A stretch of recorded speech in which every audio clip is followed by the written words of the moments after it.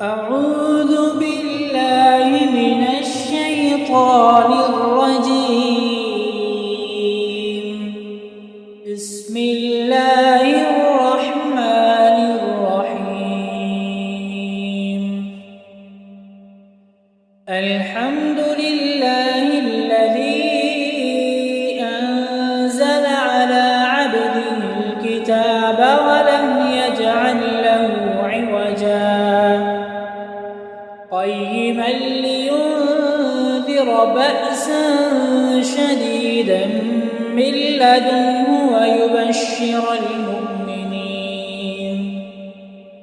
ويبشر المؤمنين الذين يعملون الصالحات أن لهم أجرا حسنا ماكثين فيه أبدا وينذر الذين قالوا اتخذ الله ولدا ما لهم به من علم ولا لآبائهم كبرت كلمة تخرج من أفواههم إن يقولون إلا كذبا فلعلك باخع نفسك على آثارهم إن لم يؤمنوا بهذا الحديث أسفا إنا جعلنا ما على الأرض زينة لها لنبلوهم أيهم أحسن عملا وإنا لجاعلون ما عليها صعيدا جرزا أم حسبت أن أصحاب الكهف والرقيم كانوا من آياتنا عجبا إذ أوى الفتية إلى الكهف فقالوا ربنا آتنا من لدنك رحمة وهيئ لنا من أمرنا رشدا فضربنا على آذانهم في الكهف سنين عددا ثم بعثناهم لنعلم أي الحزبين أحصى لما لبثوا أمدا نحن نقص عليك نبأهم بالحق إنهم فتية آمنوا بربهم وزدناهم هدى وربطنا على قلوبهم إذ قاموا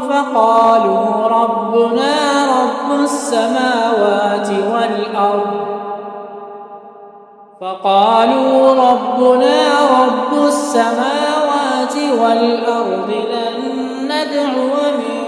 دونه إلها لقد قلنا إذا شططا هؤلاء قومنا اتخذوا من دونه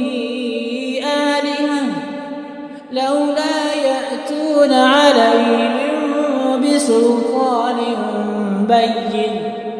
فمن أظلم ممن افترى على الله كذبا وإذ اعتزلتموهم وما يعبدون إلا الله فأووا إلى الكهف ينشر لكم ربكم من رحمته ويهيئ لكم من أمركم مرفقا وترى الشمس إذا طلعت تزاور عن كهفهم ذات اليمين وإذا غربت تقرضهم ذات الشمال وهم في فجوة منه ذلك من آيات الله من يهد الله فهو المهتد ومن يضلل فلن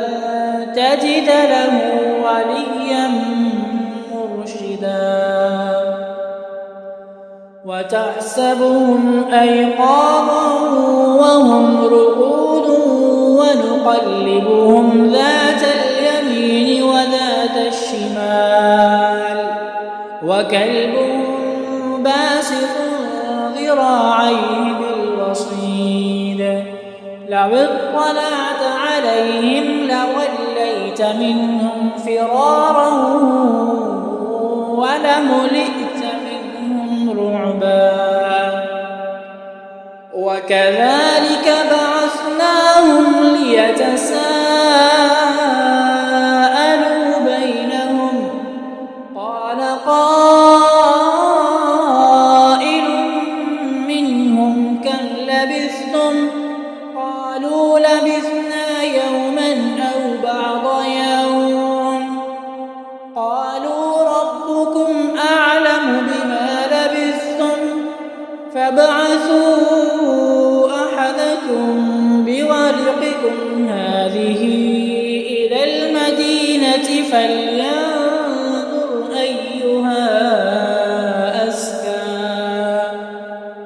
فلينظر أيها أزكى طعاما فليأتكم برزق منه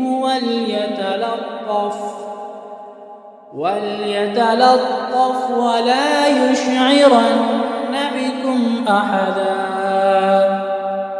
إنهم إن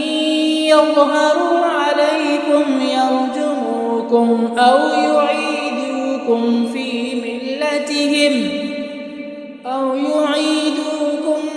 ملتهم ولن تفلحوا إذا أبدا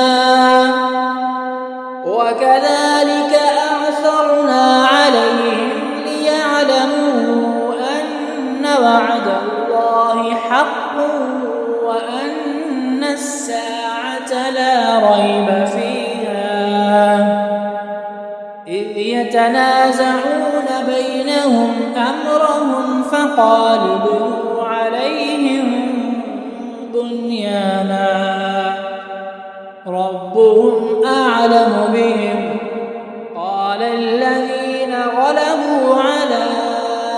أمرهم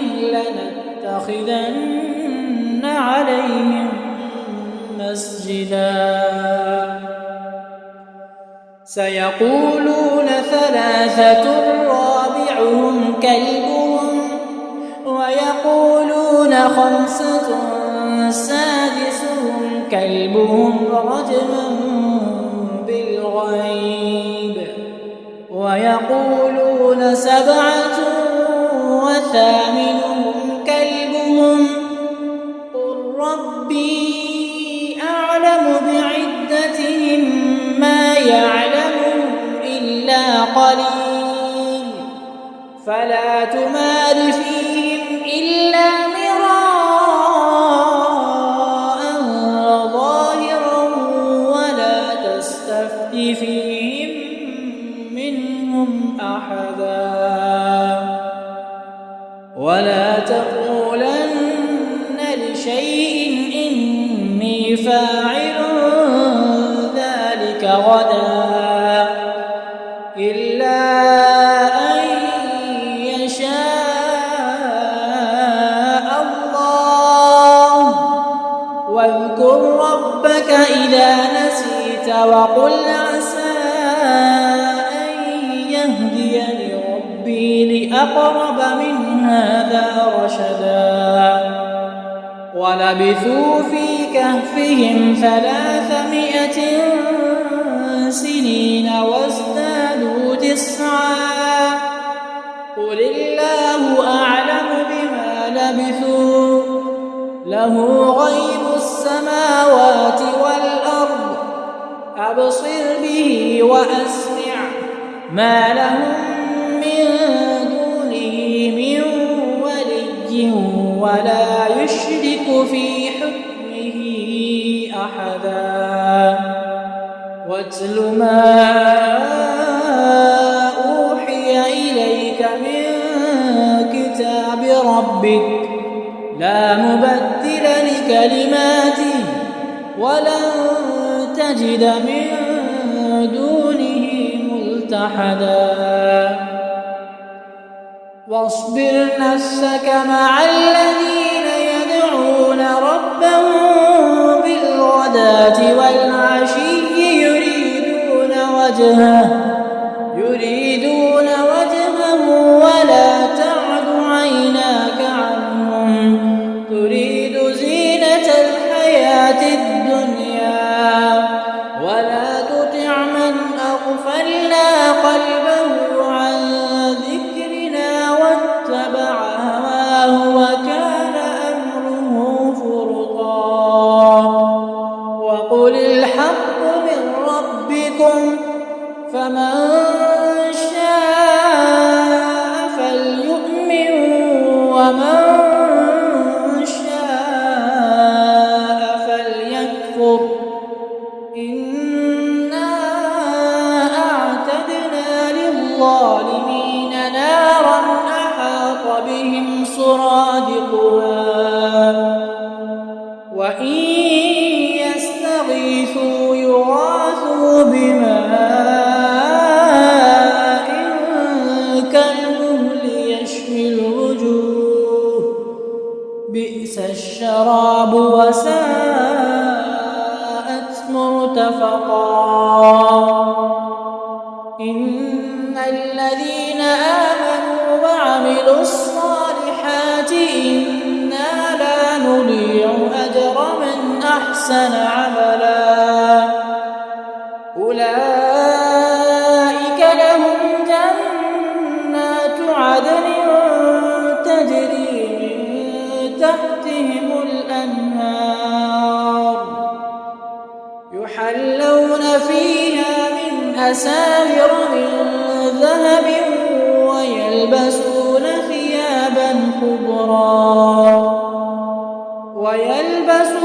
ثيابا خضرا من سندس واستبرق متكئين فيها على الأرائك نعم الثواب وحسنت مرتفقا. واضرب لهم مثلا الرجلين جعلنا لأحدهما جنتين من أعناب وحففناهما بنخل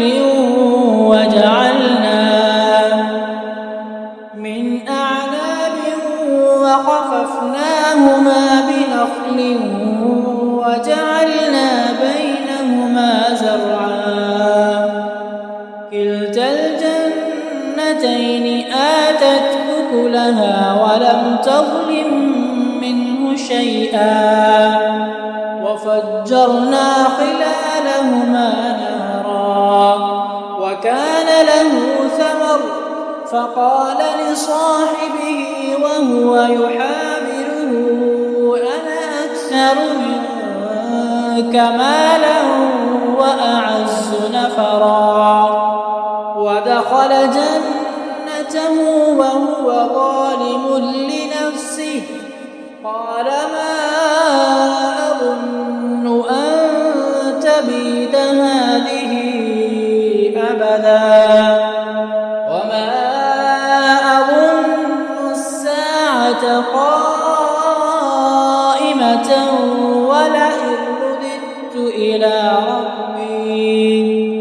ولئن رددت إلى ربي لأجدن خيرا منها منقلبا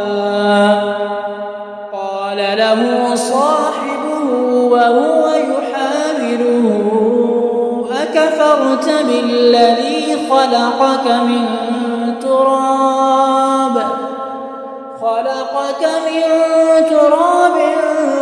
ثم من نطفة ثم ثم سواك رجلا لكن هو الله ربي ولا أشرك بربي أحدا ولولا إذ دخلت جنتك قلت ما شاء الله لا قوة إلا بالله إن ترني أنا أقل منك مالا وولدا فعسى ربي أن يؤتيني خيرا من جنتك ويرسل عليها حسبانا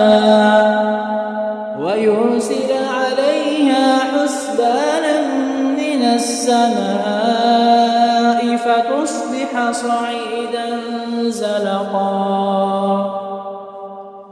أو يصبح ماؤها غورا فلن تستطيع له طلبا وأحيط بثمره فأصبح يقلب كفيه على ما أنفق فيها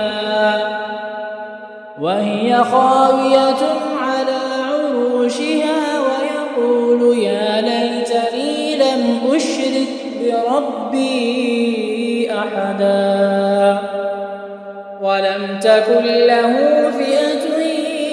ينصرونه من دون الله وما كان منتصرا هنالك الولاية لله الحق هو خير ثوابا وخير عقبا واضرب لهم مثل الحياة الدنيا كماء أنزلناه من السماء فاختلط به نبات الأرض فأصبح هشيما تذروه الرياح وكان الله على كل شيء مقتدرا المال والبنون زينة الحياة الدنيا والباقيات الصالحات خير عند ربك ثوابا وخير أملا ويوم نسير الجبال وترى الأرض بارزة وحشرناهم فلم نغادر منهم أحدا وعرضوا على ربك صفا لقد جئتمونا كما خلقناكم أول مرة بل زعمتم أن لن نجعل لكم موعدا ووضع الكتاب فترى المجرمين مشفقين مما فيه ويقولون يا ويلتنا ما لهذا الكتاب لا يغادر صغيرة ولا كبيرة إلا أحصاها ووجدوا ما عملوا حاضرا ولا يظلم ربك أحدا وإذ قلنا للملائكة اسجدوا لآدم فسجدوا إلا إبليس كان من الجن ففسق عن أمر ربه أفتتخذونه وذريته أولياء من دوني وهم لكم عدو بئس للظالمين بدلا ما أشهدتهم خلق السماوات والأرض ولا خلق أنفسهم وما كنت متخذ المضلين عضدا ويوم يقول نادوا شركائي الذين زعمتم فدعوهم فلم يستجيبوا لهم وجعلنا بينهم موبقا ورأى المجرمون النار فظنوا أنهم مواقعوها ولم يجدوا عنها مصرفا ولقد صرفنا في هذا القرآن للناس من كل مثل وكان الإنسان أكثر شيء جدلا وما منع الناس أن يؤمنوا إذ جاءهم الهدى ويستغفروا ربهم إلا أن تأتيهم سنة الأولين أو يأتيهم العذاب قبلا وما نرسل المرسلين إلا مبشرين ومنذرين ويجادل الذين كفروا بالباطل ليدحضوا به الحق واتخذوا آياتي وما أنذروا هزوا ومن أظلم ممن ذكر بآيات ربه فأعرض عنها ونسي ما قدمت يداه إنا جعلنا على قلوبهم أكنة أن يفقهوه وفي آذانهم وقرا وإن تدعوهم إلى الهدى فلن يهتدوا إذا أبدا وربك الغفور ذو الرحمة لو يؤاخذهم بما كسبوا لعجل لهم العذاب بل لهم موعد لن يجدوا من دونه موئلا وتلك القرى أهلكناهم لما ظلموا وجعلنا لمهلكهم موعدا وإذ قال موسى لفتاه لا أبرح حتى أبلغ مجمع البحرين أو أمضي حقبا فلما بلغا مجمع بينهما نسيا حوتهما فاتخذ سبيله في البحر سربا فلما جاوزا قال لفتاه آتنا غداءنا لقد لقينا من سفرنا هذا نصبا قال أرأيت إذ أوينا إلى الصخرة فإني نسيت الحوت وما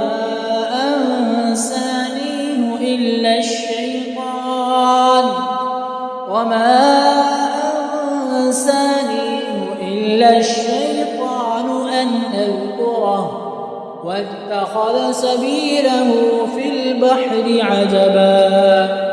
قال ذلك ما كنا نبغي فارتدا على آثارهما قصصا فوجدا عبدا من عبادنا آتيناه رحمة من عندنا وعلمناه من لدنا علما قال له موسى هل أتبعك على أن تعلمني مما علمت رشدا إنك لن تستطيع معي صبرا وكيف تصبر على ما لم تحط به خبرا قال ستجدني إن شاء الله صابرا ولا أعصي لك أمرا قال فإن اتبعتني فلا تسألني عن شيء حتى أحدث لك منه ذكرا فانطلقا حتى إذا ركبا في السفينة خرقها قال أخرقتها لتغرق أهلها لقد جئت شيئا إمرا قال ألم أقل إنك لن تستطيع معي صبرا قال لا تؤاخذني بما نسيت ولا ترهقني من أمري عسرا فانطلقا حتى إذا لقيا غلاما فقتله قال أقتلت نفسا زكية بغير نفس لقد جئت شيئا نكرا قال ألم أقل لك إنك لن تستطيع معي صبرا قال إن سألتك عن شيء بعدها فلا تصاحبني قد بلغت من لدني عذرا فانطلقا حتى إذا أتيا أهل قرية استطعما أهلها فأبوا أن يضيفوهما فوجدا فيها جدارا يريد أن ينقض فأقامه قال لو شئت لاتخذت عليه أجرا قال هذا فراق بيني وبينك سأنبئك بتأويل ما لم تستطع عليه صبرا سأنبئك بتأويل ما لم تستطع عليه صبرا أما السفينة فكانت لمساكين يعملون في البحر فأردت أن أعيبها وكان وراءهم ملك يأخذ كل سفينة غصبا وأما الغلام فكان أبواه مؤمنين فخشينا أن يرهقهما طغيانا وكفرا فأردنا أن يبدلهما ربهما خيرا منه زكاة وأقرب رحما وأما الجدار فكان لغلامين يتيمين في المدينة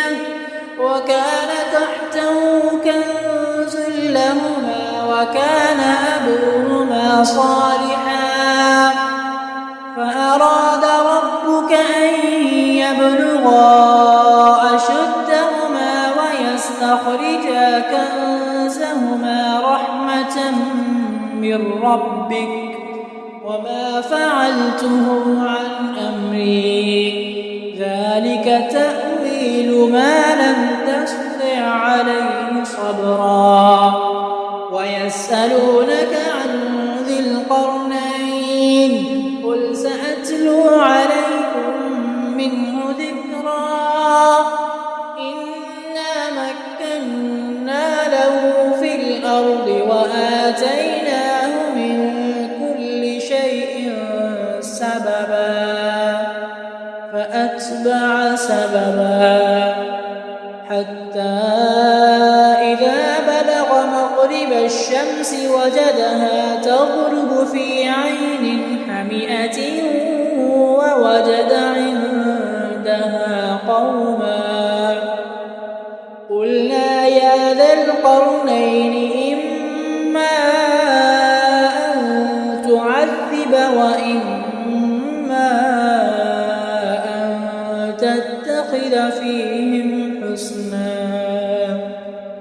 قال أما من ظلم فسوف نعذبه ثم يرد إلى ربه فيعذبه عذابا نكرا وأما من آمن وعمل صالحا فله جزاء الحسنى وسنقول له من أمرنا يسرا ثم أتبع سببا حتى إذا بلغ مطلع الشمس وجدها تطلع على قوم لم نجعل لهم من دونها سترا كذلك وقد أحطنا بما لديه خبرا ثم أتبع سببا حتى إذا بلغ بين السدين وجد من دونهما قوما لا يكادون يفقهون قولا قالوا يا ذا القرنين إن يأجوج ومأجوج مفسدون في الأرض فهل نجعل لك خرجا على أن تجعل بيننا وبينهم سدا قال ما مكني فيه ربي خير فأعينوني بقوة أجعل بينكم وبينهم ردما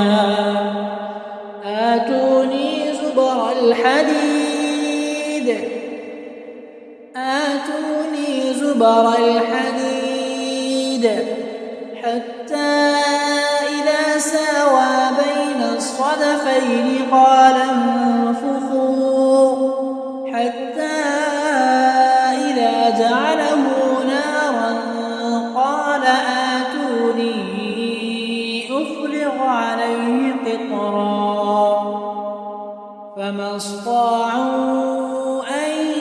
يظهروه وما استطاعوا له نقبا قال هذا رحمة من ربي فإذا جاء وعد ربي جعله دكاء وكان وعد ربي حقا وتركنا بعضهم يومئذ يموج في بعض ونفخ في الصور فجمعناهم جمعا وعرضنا جهنم يومئذ للكافرين عرضا الذين كانت أعينهم في غطاء عن ذكري وكانوا لا يستطيعون سمعا أفحسب الذين كفروا أن يتخذوا عبادي من دوني أولياء إنا أعتدنا جهنم للكافرين نزلا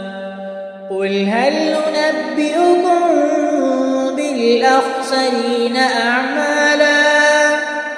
الذين ضل سعيهم في الحياة الدنيا وهم يحسبون أنهم يحسنون صنعا أولئك الذين كفروا بآيات ربهم ولقائه فحبطت أعمالهم لقائه فحبطت أعمالهم فلا نقيم لهم يوم القيامة وزنا ذلك جزاؤهم جهنم بما كفروا واتخذوا آياتي ورسلي هزوا إن الذين آمنوا وعملوا الصالحات كانت لهم جنات الفردوس نزلا خالدين فيها لا يبغون عنها حولا قل لو كان البحر مدادا لكلمات ربي لنفد البحر